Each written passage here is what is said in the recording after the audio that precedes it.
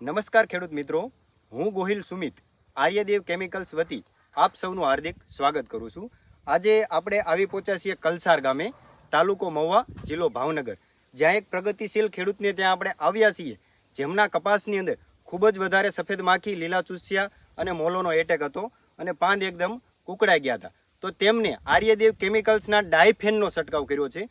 તો આપણે તેમને જ પૂછીએ કે તેમને રિઝલ્ટ કેવું મળ્યું. તમારું નામ? બટુકભાઈ. બટુકભાઈ. આખું નામ? બટુકભાઈ રવજીભાઈ. બટુકભાઈ રવજીભાઈ. તો તમે આર્યદેવ કેમિકલ્સના ડાયફેનનો છંટકાવ કર્યો, કેટલા ml થી કર્યો? 35 ml થી. 35 ml થી કર્યો. તમે ડાયફેન લાવ્યા ક્યાંથી?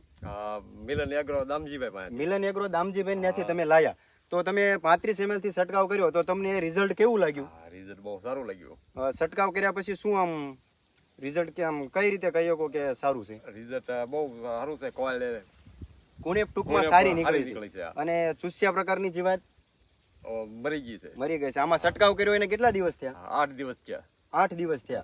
તો બીજા કોઈ ફાર્મરને વાપરવું હોય તો વાપરી શકે? હા. તો તમે ભલામણ કરી શકો કે બીજા ખેડૂતને વાપરી શકાય? હા. Thank you.